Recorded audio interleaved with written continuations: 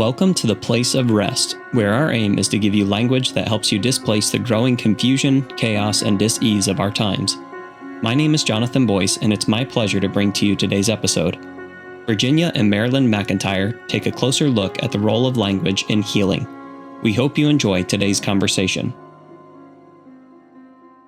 Thank you all for joining us today. Marilyn, thank you for joining me. My pleasure. Again.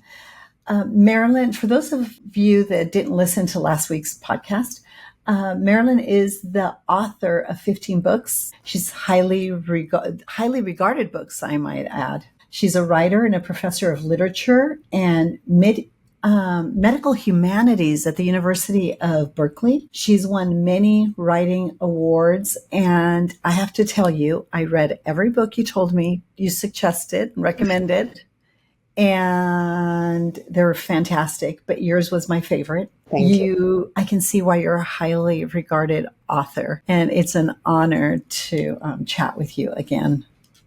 Thank you. I would say I'm in the mental health care space, as you know, and I deal with the general population and with first responders and with people in positions of authority and leadership when everything hits the fan. Mm-hmm. When life starts falling apart, they've tried everything else. They usually start looking for people like me that are alternative, as they say, and deal with more functional root cause things that are more integrative in nature. And I thought, this is why I like Marilyn. She's got a very colorful tapestry to her resume. And so I wanted you to tell us your story because it's fascinating. And I think it'll be encouraging to a lot of listeners that feel maybe stuck or limited or confined. So tell us about you. Well, I think, there are lots of stories. All of us have lots of stories. But I think the one that's relevant to this conversation is just to say how one of the consistent threads in my life has been what I think of as a sort of being guided over and over to engage with language and the power of language and the different ways in which we use language, not just to communicate ideas or feelings, but to discover something about ourselves or the moment we're in. And so that generative quality of language, almost what I would call a sort of sacramental idea of language. Words do things in the world. Yes, they do. Me for decades. I grew up in a family of 4 adults and 2 kids. My grandparents lived with us, and there was a real richness in that. A lot of kids don't have that, but we sat around the table and talked after dinner many nights. And so I got a sense of how people tell stories, how conversation works. We were listened to, but we also spent a lot of time just overhearing adult conversation. And it seems to me that that is an irreplaceable part of education. Children internalize the conversational patterns that they hear. So pretty early on, I got interested. I was a reader. Lots of kids are readers. And I spent many, many hours reading and rereading books. And again, I think that you just internalize language patterns. And you see how when someone says something changes as you read a novel, like Pride and Prejudice or Little Women or, even Winnie the Pooh, which was one of my very first stories, as it was for many people. The way all of the animals in the 7-acre wood talk to each other, the tolerance for each other, the way they work out their problems was really an early patterning to see how conversation can be healing. Anyway, so from there when I went to college, I majored in Romance languages. But then in graduate school, I went into comparative literature and just was really interested in how different cultures and language traditions emerge in different kinds of storytelling. And throughout that, my parents were missionaries, and so my faith journey has been very much related to all of this. And I'm fascinated by the way in which our language of faith or theology and our theological differences are partly language differences. And so when we talk to people about our faith or our spirituality, the words we choose can either put up barriers or open pathways for connection. Maybe that's enough to say for now. So I taught for a long time in an English department, but along the way I got very interested in medical humanities. So I'll just say that piece of it. Yes, and I'd like you to comment on that in a little bit, but you just said so much Okay. that is specific and relevant to what we deal with and face in our office every day. There's a section in your book, if you don't mind me addressing it, Yeah, sure. that has, but before I read this quote from your book, it's on page 7, at the top of page 7. There are several points you just made that are so important. And that is what happens during the early developmental years of our life and how they imprint us. Mm-hmm. It is the number one go-to reference point in helping heal post-traumatic injuries of our first responders. Mm-hmm. And it's no accident that this particular section of your book impacted me so deeply. You write, or I think you're quoting somebody here. You said, I don't know how many times over the past years I've heard students trying to make sense of the news, and they lament, and not just the news, but I think I would expand that from my observations. It's not just the news, it's the information they're getting from each other in the context of families, academia, relationships, friendships, everything. There's such a breakdown in language, but you quote that you hear this repeatedly.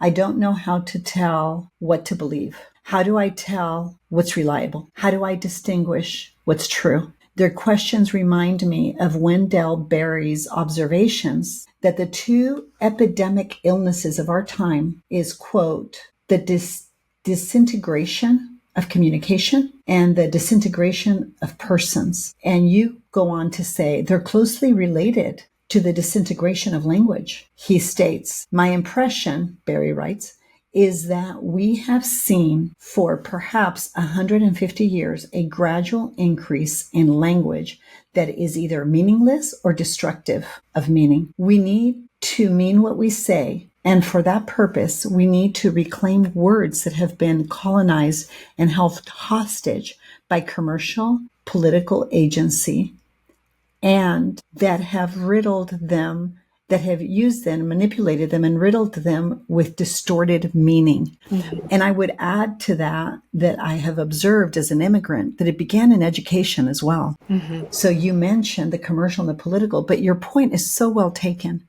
because I think the anatomy of confusion, chaos, and dis-ease, that is the basis of disease, illness, and death, mental, spiritual, emotional, or physical, does have its roots in language. And I so appreciate and respect your sensitivity to that and your courage and really taking on this topic, because it's really connected to mental health, physical health, emotional health. And it's an insult. When we misuse language, it's an insult that assaults our very physiology and our makeup. Mm-hmm. So although you have this colorful tapestry in your writing, I thought, this is my soul sister. She's my bookend, but she has managed to stay very focused around this concept of literature and writing and language. And she's managed to make a very important point that I don't think gets enough consideration. So would you speak to that for me a little bit? I know it's a lot to throw out there, but thank you. Thank you. Well, I appreciate that you have read it with such care. I am concerned about the fact that in the culture we've developed, and not just recently, but going way back into the kind of the beginnings of mass media, it's not all bad. I'm grateful that we have the technology we have. But for instance, the degree to which we've normalized either lies or distortions or language that is manipulative, for me, that goes way back to the first time as a child. And I'm sure all children who have exposure to the media go through this moment when someone taught me that on a commercial, what they're trying to do is get you to buy their product. So the first aim isn't to tell you something that's true or good for you. It is to tell you something that will make you buy the product. And I remember my parents... To manipulate, right? To manipulate. And I was quite young. Kids are quite young when they learn that. But it's a real shift in the frame where that's one of the first moments you realize when someone says something to me, they might have a hidden agenda. And so I have to go about discerning whether I can trust this person, what the communication is for.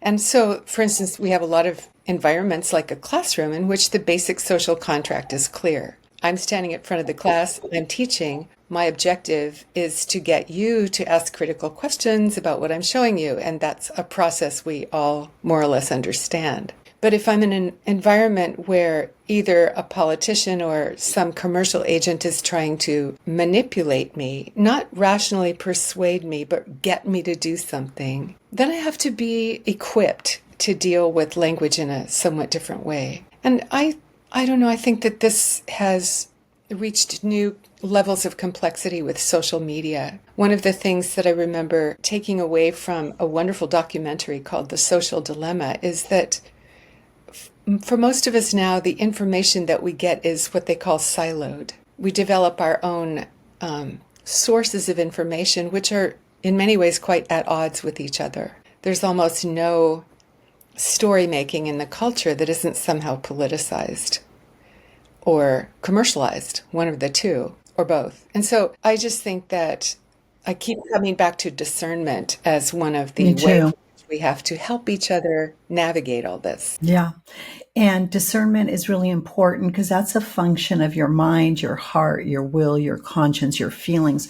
And that's an internal function of the soul. We touched on that a little bit last time. And that's really important because not to be confused with the judgments we have about things. And that's a function of the central nervous system. It tends to be more reactive instead of responsive. And I really appreciate what you just said, because I think you're really inviting, if I could simplify the beauty of what you so articulated, and I think what you're trying to get across is you're really inviting people to enjoy the process of discernment, leveraging really the law of God that's written in the heart of man. The conscience bears witness. And if something violates your conscience, you don't have to consent to something that is opposed to a fundamental universal law, because everybody has a heart and a soul and a mind and a will and a conscience. We all have the same constitutions, right?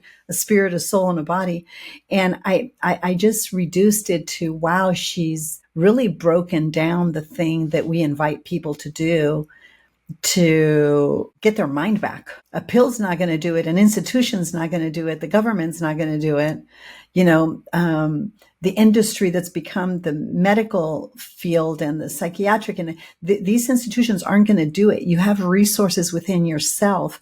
And I just appreciate so much how you invite people to enjoy the most accessible resource, which is words, to facilitate really healing and to not be devoured by the mechanism that's been so politicized. The mechanism or the tools of words. I don't know. Maybe you can say it better, Marilyn, but I get it. I get what you're after. I just think we can help people displace insanity with what you're advocating. And that's why I want to get to the medical ethics and the medical part of your work. Yeah, but I will say this about discernment. I also don't think that we can do it all alone. Right. We have to find our way into circles of trust and be among people who will have the patience to say, what do you mean? That's just one of the best questions we can ask each other. Because as soon as someone says, what do you mean? You have to start rewording, rethinking, and find words that may become more precise, or words that will connect better with where the other person is. It's a wonderful challenge because we're always translating. We translate for children into simpler terms. We translate for those who haven't had our experience. But just in the most ordinary conversation, we're translating what we have observed for someone else. And the tension in that space between us is a really good creative field of tension, where something can happen between us that can't happen among ourselves. We're not made to live alone. I know you've written a lot on listening, because to ask, what do you mean? You have to regulate yourself to tolerate somebody's meaning without assumptions. And we bring about so much destruction on each other with our assumptions. So can you tell us a little bit about your work on listening? Yeah, I think one thing that I think is valuable that often comes up in poetry classes, it's a good place to learn listening. And I worked on poetry with medical students because I told them it makes you better clinicians. You listen better for your patients because you're not just listening for the idea content or the information content. You learn to listen for how people put things and the kind of tags that begin a sentence like, well, I'm not sure, but, or the sorts of metaphors they might reach for to say, I just feel like I'm digging myself out of a hole. Well, as soon as somebody presents that metaphor, there's a certain logic to how they imagine healing might happen. They need to get out of a hole and how they're experiencing whatever they're experiencing. So listening for the language itself and not just trying to listen through it is a little bit like the way a glazier looks at glass. We look at a window and because we look through it, but a person who knows something about glass can look at it. And I think learning to look at language or listen for language to say, it's interesting how you put that. It doesn't displace listening for what, but listening for how is a whole new layer of listening. And then what you said about assumptions is so important, that it's so easy to just be waiting for the next thing you want to say. But really to listen to what someone has to say the way a therapist or a clinician or a good friend does is to really create an open space that takes discipline.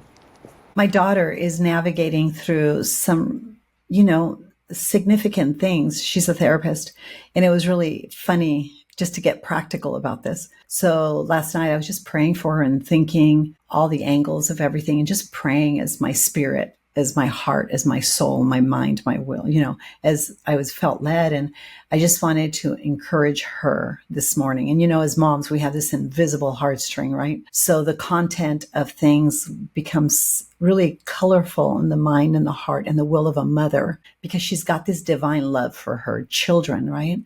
And so this morning she managed to get through to me. She's a therapist. It's hard. She's got a little girl, family and the whole thing. So this morning we had a phone conversation and she called me and I said, oh, I'm so glad to hear for you. Hey, I know that you're navigating X, Y, and Z and it's a lot. And as I was praying about it this morning, I was, thinking about this angle and this angle and this angle. And I'm just covering you in prayer through this and all of that. And just encouraging you, don't let, confusion, chaos, disease, take root in this. And it was really interesting because she said, I'm choosing to deal with the situation in this way because I'm not holding space for that kind of perspective. But it was really interesting because I know her convictions, I know what she believes. It wasn't an either or thing. Mm-hmm. And I wasn't trying to tell her what to do.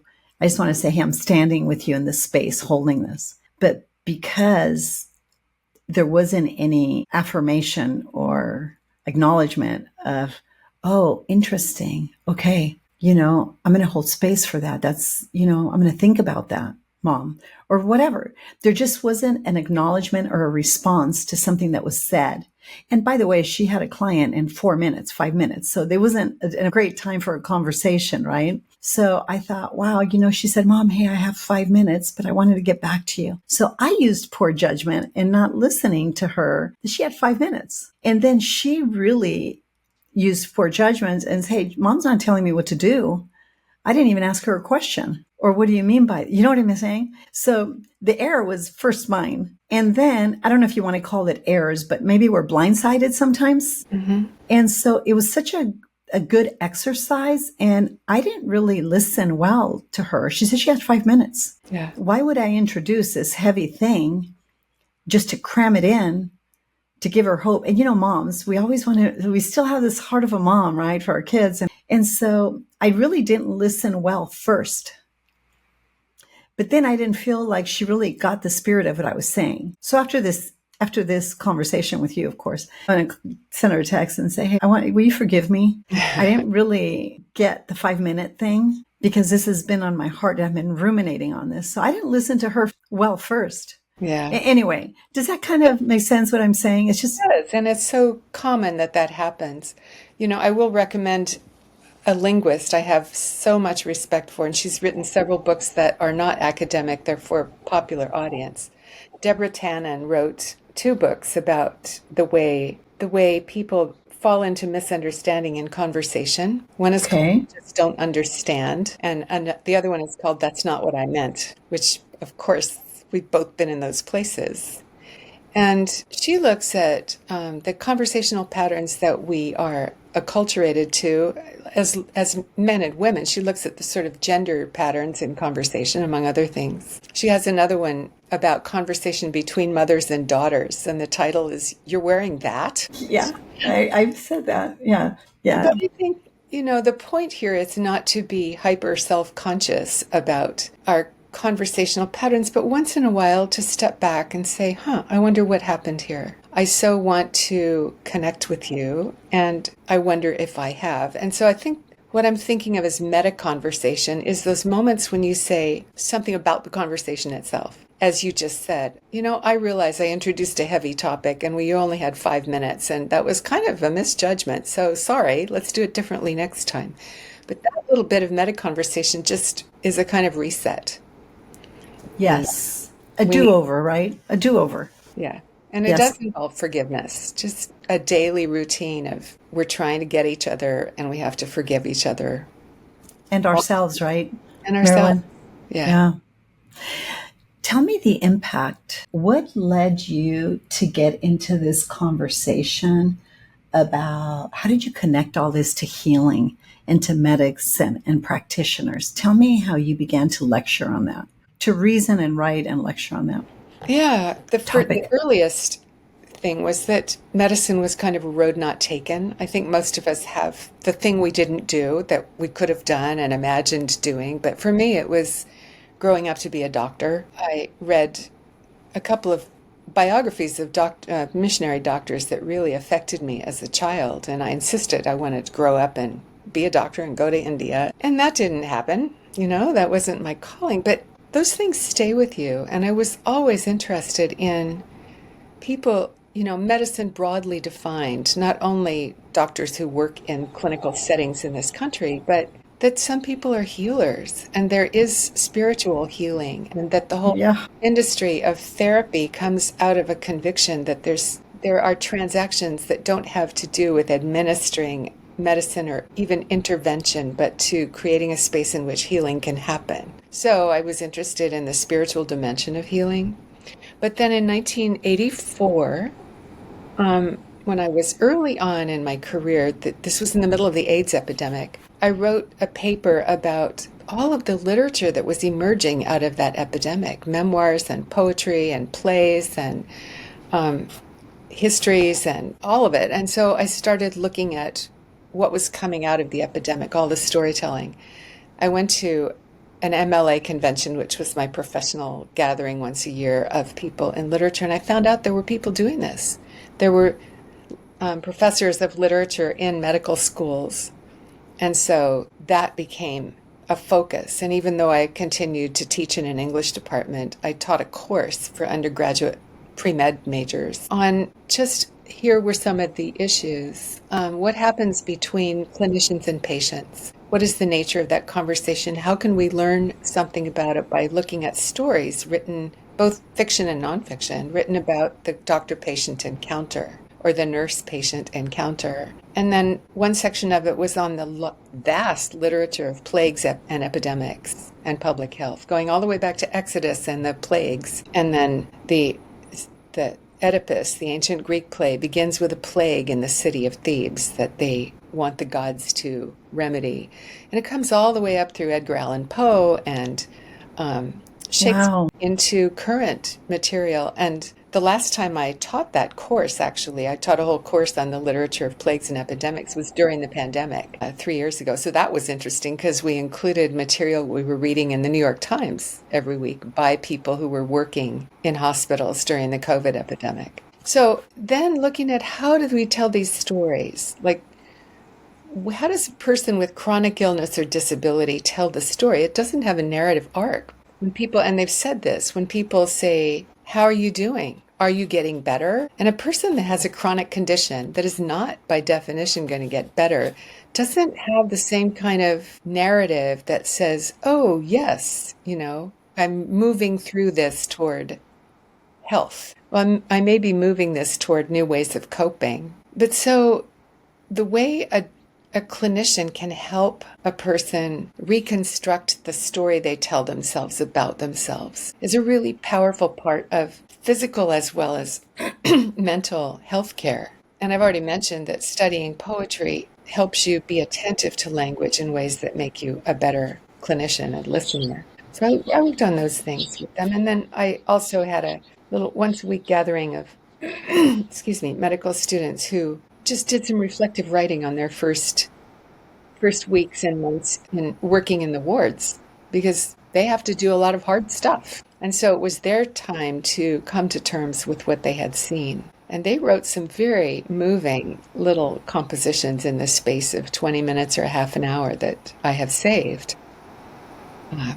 And I am so grateful for the way that kind of training has now been included in many major medical schools. Columbia University Narrative Medicine Department, did you have anything to do with the development of that? Well, I didn't help develop it, but I was friends with the woman who did, and she's remarkable, Rita Sharon. She's I think in internal medicine, and she taught her interns to ask themselves questions, for instance, like, what would you do if you had 2 extra minutes with a patient? Or I think that one assignment she gave was something like, go home, take one of the cases you worked on this week, and write the story of what it's like for this person when they go home. And of course, she had students who said, this is a waste of time. I don't know. I don't have that information. And she said, make it up. So imagine, wonder. Exactly. Curiosity, wonder, imagination. So some of it was to revalidate imagination as a dimension of understanding. That's right. I will say Einstein famously said imagination is more important than knowledge, which is to say you can have a whole lot of facts, but if you don't have any imagination, the facts aren't going to help you. And standardized education has completely sucked the soul out of humanity by really hampering and really not leaving space or creating an environment for that. And we've got to take that territory back. You talk about the hijacking of language. What about the hijacking of our very soul? So I was so captivated by the narrative medicine program that I thought, I'm going to go get my doctorate in this, because I served as a clinician of spiritual formation and soul care at a cancer center, the likes of which there isn't any in this country. It's an integrative and functional facility, because we're not concerned about the cancer is not really the problem. People don't understand that. The autoimmune system is not the problem. The cancer is not the problem. The problem is the root cause. So you got to go cut off the air supply, and you've got to take the whole person into consideration, the spirit, the soul, and of course the consequence of the body, right? So there's just confusion, chaos, and disease. There's miscommunication among the internal functions of a body. But that doesn't stand alone. It has a soul. People have a soul. It's not just their body. It's not just what's housing the disease. It's the mind, the heart, the will, the conscience, the feelings. There's things that generated that. And we talked about this a little bit last time, but the feelings are an internal function of the soul. Emotions are a function of the central nervous system. They emote. They're the consequence of. So, I took such joy in my work, and I couldn't wait to go to work every day, because I realized what I was really doing was displacing ignorance, right? And ignorance isn't an insult. It's just not having information. So I felt like I'm really more of an educator than anything else, but you've so mastered the art of bringing beautiful language to this transaction that I think I'm a lot more bottom line and crude about. So you've challenged me to continue to refine the language. The success of my work is always, am I able to help people understand that liberty is an internal function of the soul and freedom is a consequence of it? So internal function, your conscience and consciousness, external, internal, right? Worth, internal, steadfast, spirit, soul, body, a human, the dignity of each individual. But value is a sliding scale. And sometimes we use these words interchangeably, like they're synonyms, and they're not. Mm-hmm. Mind, and people always point to their mind as their brain, and I think, no, the mind is a function of your soul. Your brain is a mechanism. It's an organ.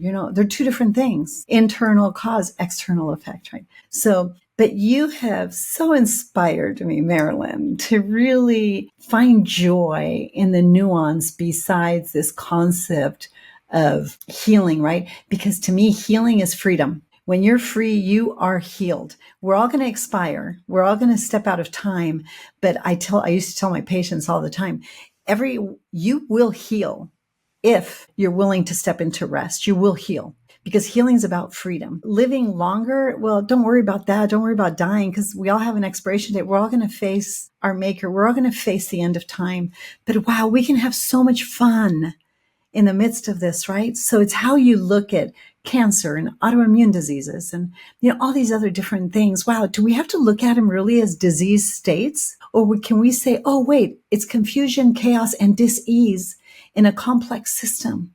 And it's just manifesting in my body, right? How can we? So I wanted to take this course in narrative medicine because I thought, wow, somebody's having this conversation a little more in the secular field, to be frank with you, more than I'm comfortable with.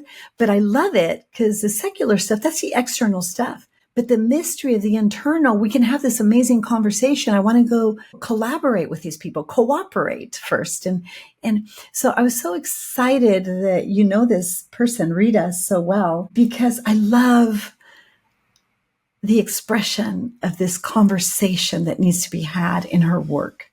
But I had to attend, and they're in Chicago and out of state, and I couldn't attend courses. I have to do things online, and they didn't have that for the program that I needed to take. But I love it all. So I'm thrilled you're her friend. It's happening other places. It's happening at UCSF and at probably UCLA and Chicago. There are medical training centers all over the country that are integrating this. And even the distinction between sacred and secular is a little more fluid than it might once have been. I found that a lot of the med students I worked with, although they claimed no particular faith tradition as such, were people who were deeply open to the spiritual dimension. Yes, yes. I really wanted to honor that. And I was so grateful that they were willing to make that part of their exploration in how to be a good doctor. So good. You've given me so much hope, because I'm in the front lines of a very dark industry, a very dark field, but I do see light shining through. And I rest, and I find great peace in knowing that everything that's false will die a natural death. I just don't want to see a generation perish with it. Right. And that's why I'm involved in the work I am. And you too. We're trying to invite people to think beyond, to wonder, right? And be curious, perhaps. And also to kind of step back far enough to take a I hope generous, but also critical look at the things that we've normalized. I think we're really in the midst of a paradigm shift. I do too. All culture, earthlings, all of us together are sort of moving by necessity toward a different understanding of how we survive together and how we make community and educate each other and maintain health. Because the institutions we've established aren't really working that well anymore. There are lots of reasons for that. We don't have time to get into. And the agents of change are not going to be the institutions. It's going to be the individuals. And so for our listening audience, I'd like you to give them closing thoughts, because agents of change is the power and the authority and the liberty and the conscience of the individual that says, that doesn't work for me. Yeah. I think one closing thought would be that one good exercise for all of us is to cultivate a repertoire of questions that are always pertinent, one of which, of course, is not just what do you mean, but what do I mean? What do I mean when I say that? And why might you have put it that way? And then just what are the implications here? Well, if that's true, what else might be true? So that when we look at a statistic or we look at a news article or we hear someone's story, that we have questions that open the field of inquiry rather than closing it down, trying to get to a conclusion. Brilliant. Open the field of inquiry. It'll lead to more curiosity, wonder, respect, dignity. And doesn't it dignify our common humanity? Yeah. And I think curiosity is one mark of compassion. That's compassion in action is really truly to want to know each other and to know about each other. Curiosity, a mark of compassion. Marilyn, you are such a lovely woman of substance. Thank you. I say from the depths of my heart that I just honor your life's work. Thank you. And what it's cost you, the dedication, what it takes to write is unbelievable. So I thank you from the bottom of my heart for joining us. I hope we can have you back to discuss every one of your books. Thank you for inviting me. It's a pleasure. We hope listening to this episode has brought you closer to experiencing the freedom of wholeness and healing. If you have questions or comments about today's episode, or for updates about R.E.S.T, please visit our Instagram or Facebook at The Place of R.E.S.T. If you would like more information about Virginia, or to support and join the cause of R.E.S.T, please go to theplaceofrest.com/donate or call 949-289-5935. Thank you for listening to R.E.S.T with Virginia Dixon. We'll see you next week.